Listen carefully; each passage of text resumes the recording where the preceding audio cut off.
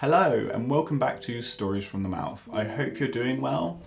Last week I messed up. Yeah, going to A&E during a pandemic isn't ideal. Before we go into this story, I just want to be clear, I'm okay, I'm all fine. Luckily, it wasn't anything too serious. It's kind of weird because there was a bit of a build up to this event. In the first week of lockdown, I managed to knock a window out. Not my fault. I was just very unlucky. Basically, I walked into the bathroom, opened the window, turned around, looked back to see it fall out of its place. I was just like, well, thankfully, nobody was hurt, which I am entirely grateful for. It's kind of funny though, because my sister was studying in the kitchen downstairs, and if she'd have looked up, she would have just seen this window fall. There was a very loud smash and lots of glass. Health and safety. And again, my sister did actually hear that, but she just thought I'd knocked a glass upstairs. The two other things that happened are very little, quite minor. I managed to cut my finger a little bit while shaving, and then I was cleaning out a glass, and turns out there's a chip, and it just sliced me right there. But those were very minor. They healed up by themselves. They were not serious at all. Flashback to last week, my sister has made this lovely bean dish. However, I can't eat beans. My alternative was to have something from the freezer, which is when these two frozen burgers come in. Now, these frozen burgers were completely stuck together, and I just wanted to separate them from each other. They weren't really budging, so I decided to get a knife and sort of saw them apart. I didn't realise this at the time, but it turns out that the knife that I was using is called the world's sharpest knife. So yeah, you can kind of see where this is going.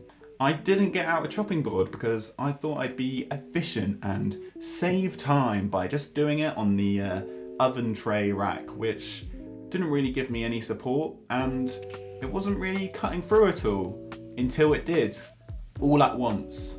At which point I realised that I've sliced my fingertip off.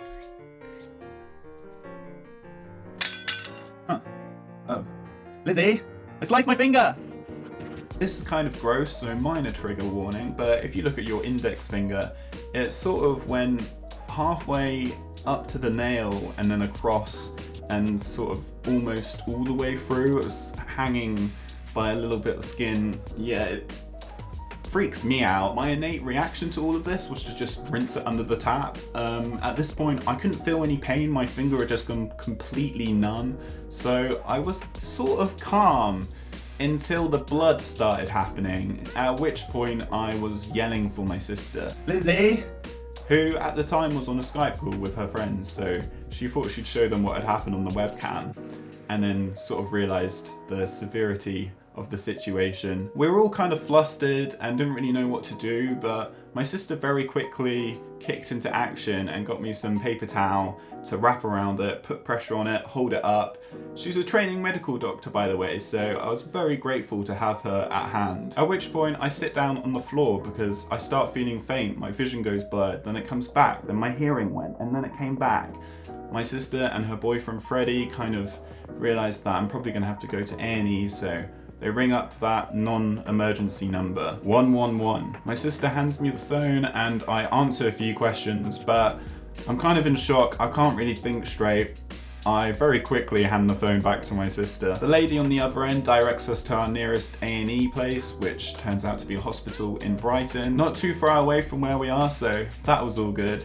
At this point, I kind of know that I just need to stay calm. I wasn't really feeling any pain, but the shock was definitely getting to me, so I was just trying to take in deep breaths, and I decided I needed some music, and if this was going to be the last time to live out my hipster dreams, I needed an iPod. So I asked Freddie to grab my iPod and I put on the Maccabees, which was great. Driving through the South Downs, jamming to the Maccabees, the adrenaline from the shock had definitely got to me at this point, and I was sort of getting a little bit hyper. I was excited to go to A&E. I've never gone to A&E before, and it's during a pandemic. Wow. Adrenaline rush.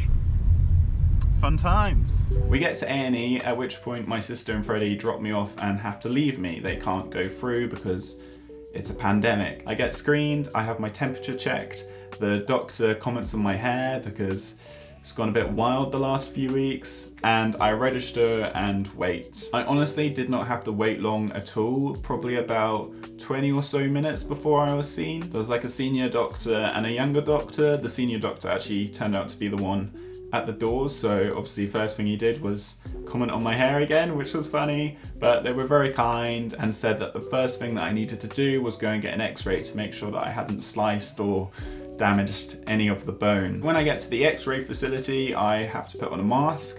Managed to do this with one hand, which I thought was pretty skilled. I was quite impressed with myself. Again, a very short wait, and then the x-ray itself. This too was pretty exciting. I've had a few x-rays in the past, but never on my finger, so that was fun. I was also getting pity and a few laughs from the nurses for my Burger Boy story, so I'm happy to have made them smile. Anyway, go back to A&E, wait a bit, get seen again. At this point, they can properly clean it up and everything. I thought they were gonna have to reopen it and clean it, but the human body's pretty amazing because by this point, it was already sort of healing itself back together and clotting, so it was stuck on. They couldn't remove it, and because of that, I didn't even need stitches or glue. They just put on the special med strips, gave it a nice dressing, and I was all fine and dandy.